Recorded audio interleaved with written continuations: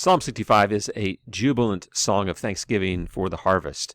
It's a psalm of David, and it was likely used at the annual agricultural feasts. There were three of these feasts. There was in the spring the Passover feast, and then following that the Feast of Weeks, the Harvest, or Pentecost, and then in the fall the Feast of Tabernacles. And each of these feasts commemorated a certain type of harvest, a certain product of agriculture that was harvested at those seasons. And it was an occasion for celebration, thanksgiving, for feasting.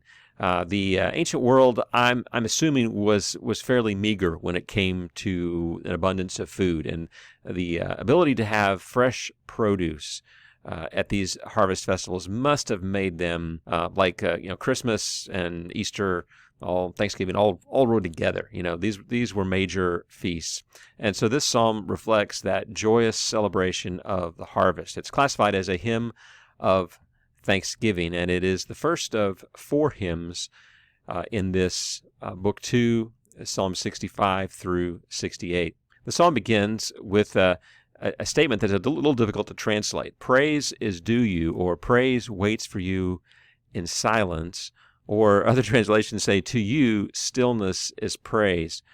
And I think the sense is that the pilgrims, the worshipers, are coming to Jerusalem, and there is an anticipation as worship will happen when they arrive. And so praise is awaiting God.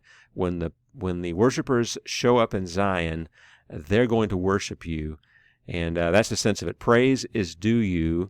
Praise waits for you. And to you shall vows be performed. So offerings, sacrifices will be brought when they arrive in Jerusalem. To you, all flesh. And I want to note that phrase because in the Psalms that follow, this all flesh coming to God, all the nations, all the peoples, there's a missionary thread that runs through each of these Psalms. And so just have your ears open for that and see that.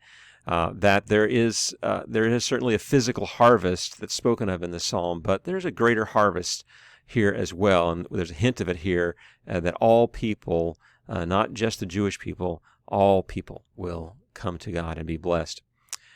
Verse 3, when iniquities prevailed against me, you atone for our transgressions. It's kind of interesting. We have a singular here and a plural here, as the psalmist begins, David here, to speak about the blessing of forgiveness and God's grace. And here's a mockerism in verse 4, blessed is the one you choose and bring near.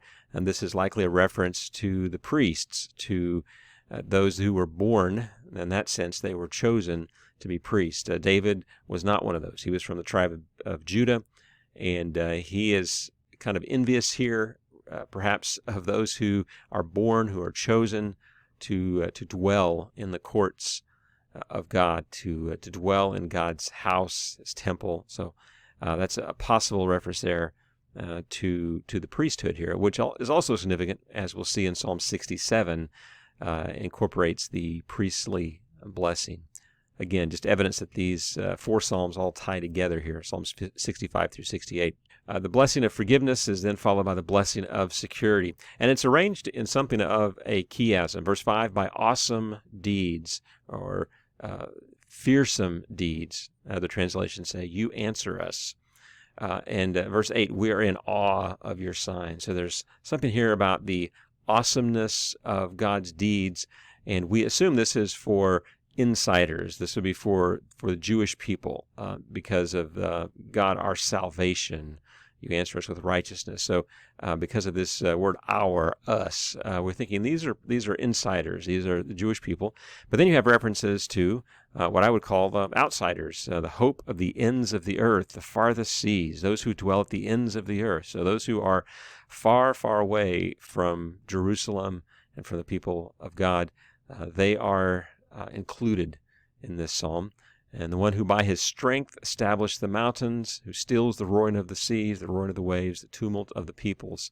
In verse 6, we have God ordering and separating the land from the water, establishing the mountains. And then in verse 7, the roaring of the seas, creating a boundary, the shorelines that they cannot cross. So this is a reference to day 3 of creation and the separation of of the land and the water as a sign of how God orders creation. But then notice how also there's a little extra line in verse 7. Also, God stills the roaring, the tumult of the people. So not only does God bring order to creation, but he will do the same for the nations.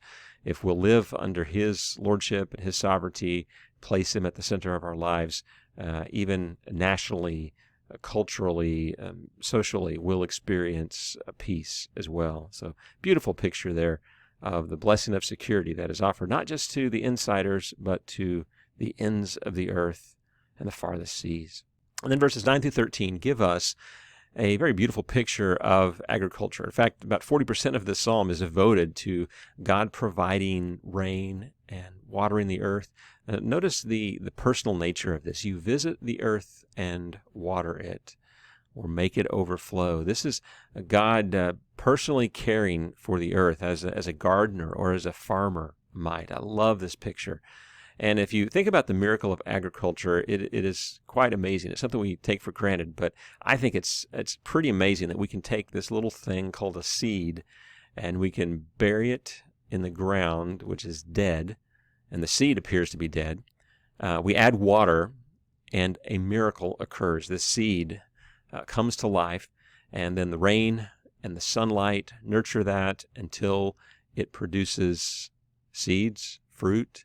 It reproduces itself 30, 60, 100 times over from one single seed. It's truly a miracle of abundance. And that picture of fertility, of a single seed multiplying itself hundreds of times over in a field of grain, wow, that's what is pictured here. That is certainly a miracle that we take for granted, I'm afraid. But every time you look out and see a farmer's field working, just take a moment and give thanks and ponder that great miracle that we call agriculture. And we see how God is the waterer. He's the gardener. He causes the rain to soften the earth and blesses its growth. And then verse 11 is the harvest. You crown the year with your bounty. So at the end of the year, at the end of the season, there is a harvest. The wagon tracks overflow with abundance. And perhaps it's the idea of the carts that carry the produce are so heavy that they are digging into the roads and creating deep ruts because of the fullness of the carts. And that concludes then verses 12 and 13 with the description of the land actually celebrating. So not the people, but we have here a series of personification of the land. The pastures of the wilderness overflow. The hills gird themselves. They clothe themselves with joy. The meadows clothe themselves with flocks. The valleys deck themselves with grain. They shout and sing together for joy. So creation itself worships, even as we are called to worship back in verse 8. So this psalm gives us a wonderful picture of creation and how wonderful it is. And although Romans 8:21 tells us that the creation is subject to decay, but it will be reborn. There'll be a new heaven and a new earth, and this earth gives us just a glimpse in its goodness of what that will be. Also take note that Psalm 65 is linked thematically with the three psalms that follow it. These are all hymns, would have likely been used in corporate worship at these major religious festivals. Psalm 65 depicts the harvest of the earth. Psalm 67 will focus on the harvest of people and the linkage of these two things, that as the people of the nations come to know the ways of God, the earth itself is blessed and yields forth its harvest. There's a wonderful song by Hillsong called You Crown the Year that is based on this psalm. I encourage you to take a listen to it. A great example of how you can take a lyric, very ancient, 3,000-year-old lyric here, and place it in a modern setting and celebrate. I'd like to suggest that you use this song during the Thanksgiving season in particular. In Western worship, we tend to worship around the calendar of our culture, and that includes Thanksgiving in November. This makes a great Thanksgiving song for November or for any day.